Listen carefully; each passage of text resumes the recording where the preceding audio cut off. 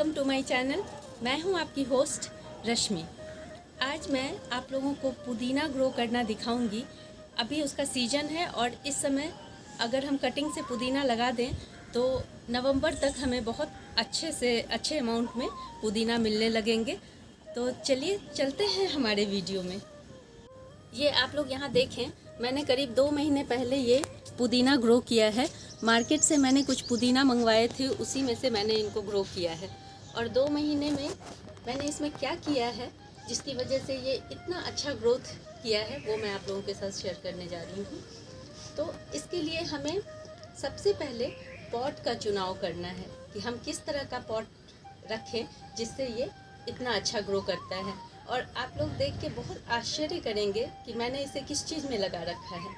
आप यहाँ पे देखें, आप लोगों के यहाँ भी सब्जियों वाले इस तरह के पॉलीथीन या ग्रॉसरी से कुछ इस तरह के प्लास्टिक आप लोगों के घरों में आते होंगे। मैं बहुत कम कोशिश करती हूँ कि ये प्लास्टिक बाहर जाएं, कचरे में जाएं। हम किसी चीज़ को बिल्कुल तो नहीं छोड़ सकते, लेकिन मिनिमाइज ज़रूर कर सकते हैं। तो मैं इस तरह के पॉलीथीन जो मेरे घर में आ जाते हैं उनका मैं रीयूज़ करने की कोशिश करती हूँ। और पुदीने के लिए ये बेस्ट ऑप्शन है। हम क्ले पॉट में इसलिए इसे नहीं लगाते क्योंकि हमारी मिट्टी बहुत जल्दी सूख जाती है और इसे ऑल टाइम मॉइस्ट मिट्टी चाहिए। इसलिए कोशिश करें कि प्लास्टिक के कंटेनर में इसे लगाएं। और एक और चीज़ उसमें ध्यान रखने वाली है कि उसकी जो डेप्थ है वो कम होनी चाहिए और उसका विड्थ ज़्यादा होना चाहिए। जैसे आप यहाँ पे देखें, ये मुश्किल से 5 इंच है और इसकी विड्थ तकरीबन 15 इंच होगी और बहुत अच्छा ये ग्रो कर रहा है। जबकि मैंने इसकी बहुत बार हार्वेस्टिंग की है, उसके बावजूद भी ये बहुत अच्छा चल रहा है। तो आइए जान लेते हैं इसकी केयर टिप्स के बारे में। ये देखें, हमें इतनी डेप्थ बनानी है। इसको मैंने डबल मोड़ दिया है और इसको गोल शेप देने के लिए इसके जो कॉर्नर होते हैं इसे अंदर की तरफ खींच लें। बस ये गोल राउंड शेप में आ जाएगा और उसके बाद इसमें मिट्टी भरना है हमें। मुझे ये इतना बड़ा बास्केट नहीं चाहिए, इसलिए मैं इसमें आप लोगों को भर के नहीं दिखाऊंगी। मैं एक हैंगिंग बास्केट में आप लोगों को दिखाऊंगी कि कैसे इसमें किस प्रोपोर्शनेट में मिट्टी भरते हैं।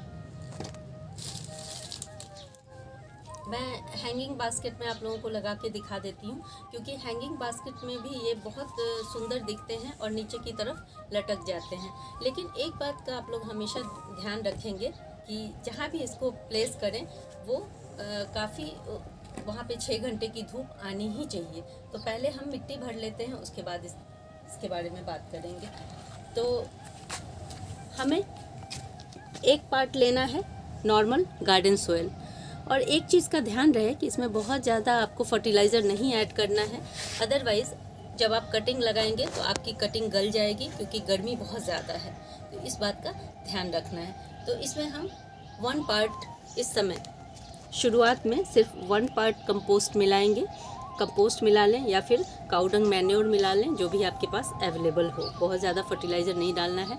और मॉइस्चर को कंटेन रखने के लिए आपको कोकोपीट अगर आपके पास है, देखिए मेरे पास है इसलिए मैं कोकोपीट इसमें मिला रही हूँ। अंदाजे से 1 पार्ट कोकोपीट इसमें डाल दें।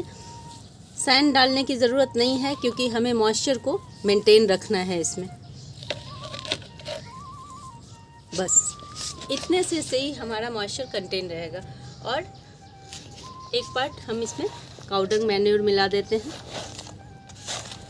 बस इससे ज़्यादा इसमें नहीं डालना है, नहीं तो हमारी कटिंग की ग्रोथ पे असर पड़ता है और वो गलने लगती हैं। इन सबको अच्छे से मिला लें।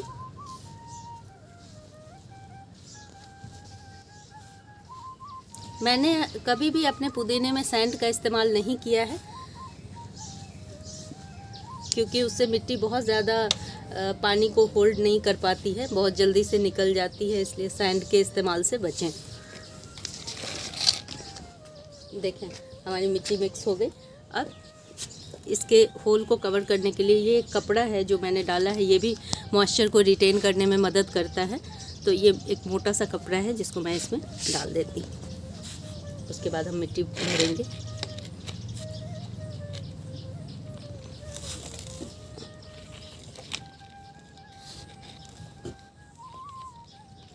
हल्के हाथों से दबाते हुए इसको भर लें।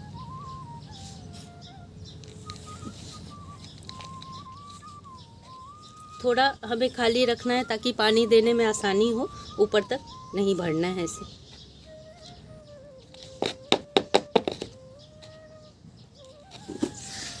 हमने अपना पॉट रेडी कर लिया है, इसमें बहुत ज़्यादा कुछ करने की ज़रूरत नहीं है। उसके बाद अब हमें कटिंग का सिलेक्शन करना है कि कटिंग कैसे लेना है। अगर आप सब्जी मंडी से सब्जी लेके आते हैं तो आप चूज़ करें, उसमें देखें कि सॉफ्ट जो भी इसकी सॉफ्ट टहनी है उसको ना लें। जो थोड़ी सी मोटी और जिसमें 2-3 नोड दिखे आपको, मैं आपको दिखा देती हूँ किस तरह की स्टेम हमें चूज़ करनी है जिससे वो जल्दी से ग्रोथ में आ जाए। क्योंकि जितनी सॉफ्ट स्टेम हम लेते हैं वो बहुत जल्दी गल जाती हैं। मैंने उसे पानी में भी ग्रो करके देखा है, सॉफ्ट स्टेम चलती नहीं है, उसमें रूट निकलने में दिक्कत होती है। तो आइए देखते हैं हमें किस तरह की स्टेम लेनी है। इसमें किसी भी मोटे ब्रांच का सिलेक्शन करें। जैसे आप यहाँ पे देखें, ये थोड़ी मैच्योर ब्रांच है तो इसे हम चूज़ करेंगे। इस तरह की ब्रांच को चूज़ करेंगे, थोड़ी मोटी लें और थोड़ी मैच्योर लें।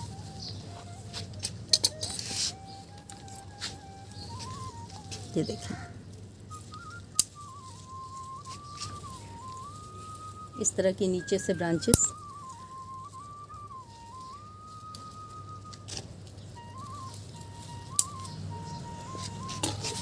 हमने ये ऊपर के एकदम से सॉफ्ट ब्रांच नहीं लिए हैं, क्योंकि मेरी ये भी आप देखेंगे तो ये भी काफ़ी मैच्योर ब्रांच है हमारी, तो बहुत सॉफ्ट कटिंग हमें नहीं लेनी है।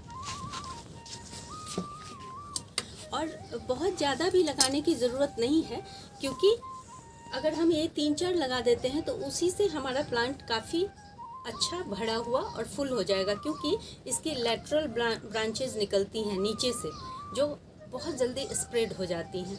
तो इसमें बहुत ज़्यादा आपको बहुत सारी कटिंग एक साथ लगाने की ज़रूरत नहीं है। अब हम क्या करेंगे, इसकी 2-2 कटिंग्स इस तरह से बना लेते हैं। मैंने ये पूरे 5 कटिंग लिए हैं। इसमें नीचे वाले लीव्स को निकाल देना है। किसी रूटिंग हार्मोन की ज़रूरत नहीं है, किसी भी चीज़ की ज़रूरत नहीं है, ये आसानी से ग्रो हो जाते हैं। बस ब्रांच का सिलेक्शन सही करना है। मैंने आप लोगों को दिखाने के लिए अभी पानी में भी कुछ ब्रांचेस रखे हुए थे जो मार्केट से मैंने मंगाया हुआ था। लेकिन मार्केट से जो पुदीना हम लेके आते हैं उसमें कभी कभी इतना सारा केमिकल डला रहता है कि मैंने देखा है कि उनसे अगर जब हम पानी में ग्रो करना चाहते हैं तो बहुत बार वो नहीं भी ग्रो होती हैं। जबकि ऐसा नहीं है, अगर मैं यहाँ से ग्रो करूँ पानी में तो इतनी अच्छी, क्योंकि मैं किसी भी केमिकल का इस्तेमाल नहीं करती, तो बहुत अच्छे से चलते हैं। लेकिन मार्केट वाले में थोड़ी प्रॉब्लम होती है क्योंकि वो केमिकल का इस्तेमाल करते हैं, इसलिए ध्यान रखें। और अगर आप लोगों को आसपास से कोई कटिंग मिल जाती है तो बहुत बढ़िया है। अब देखें, इसके लीव्स निकाल दिए हैं ताकि इसकी रूट के ग्रोथ में असर ना पड़े। थोड़ा थोड़ा होल कर देते हैं इस तरह से।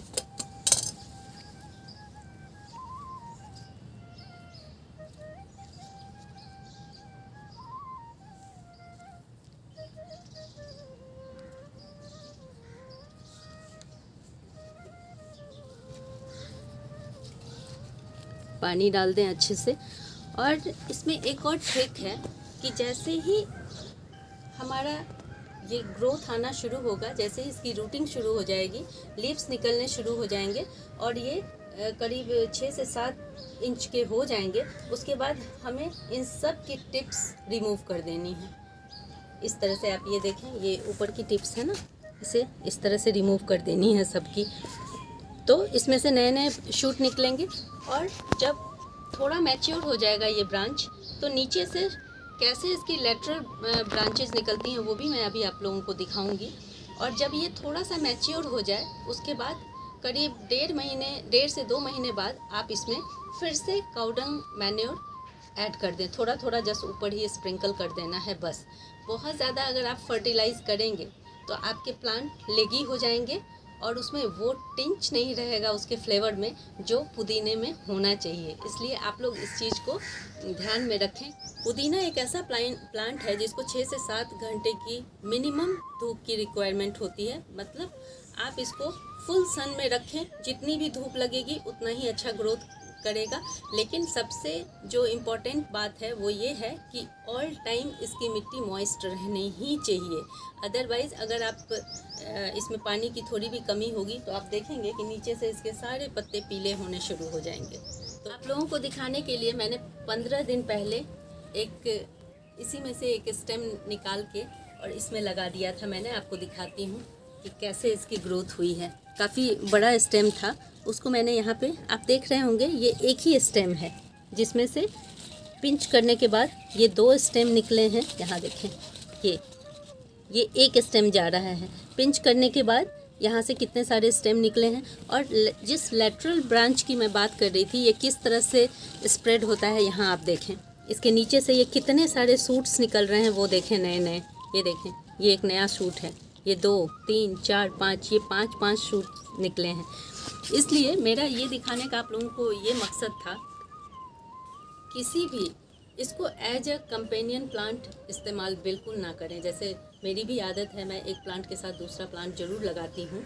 लेकिन यहाँ पे ये देखें, मेरा ये एक फ्लावरिंग प्लांट है ग्लाडिया का।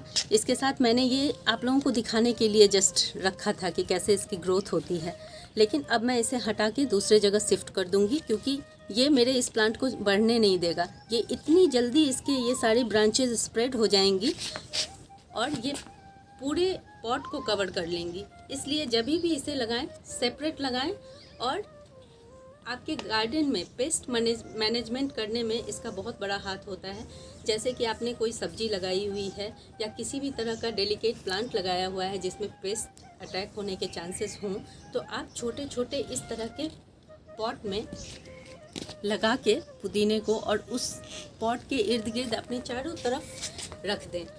ये इससे मॉस्किटो भी भाग जाते हैं और जितने भी छोटे छोटे इंसेक्ट जो भी आपके गार्डन में आपके गार्डन को नुकसान पहुंचाने वाले इंसेक्ट होते हैं वो भाग जाते हैं। इसके जैसा कि हम लोग जानते हैं कि गर्मियों में हम अपने किचन में इसका फ्रिक्वेंट इस्तेमाल करते हैं पुदीने का। इसके बहुत सारे बेनिफिट भी हैं जो आज मैं आप लोगों से डिस्कस नहीं करूँगी। अभी हमें बस ये करना है कि जैसे आप ये प्लांट देख रहे हैं, इसे जितना प्रून करेंगे उतना ही बेहतर ये ग्रो करेगा। तो हमें क्या करते रहना है कि इसकी टिप्स इस तरह से हाथों से ही ऐसे इसकी टिप्स काटते रहनी है और इस्तेमाल करते रहना है इसको इस तरह से। जब हम इसमें ओवर फर्टिलाइज़ नहीं करते हैं या केमिकल फर्टिलाइज़ का इस्तेमाल नहीं करते हैं तो इसकी खुशबू इतनी अच्छी है कि मैं जब इसको पिंच कर रही हूँ तो ये पूरा फैल रहा है इसकी खुशबू। और जो मार्केट से हम पुदीना लेके आते हैं, कभी कभी तो मुझे इतना आश्चर्य होता है कि उसके और इसके फ्रेगरेंस में इतना ज़मीन आसमान का अंतर होता है, बहुत ज़्यादा। तो आप लोग अपने घर में अगर आप इसका रियल टेस्ट चाहते हैं तो आप लोग अपने घर में इसे ज़रूर उगाएं। अगर आप लोगों को मेरी ये इन्फॉर्मेशन पसंद आई हो तो प्लीज़ इसे लाइक, शेयर एंड सब्सक्राइब करना ना भूलें। बेल बटन को ज़रूर दबाएं। Leave nature, love nature. Thank you.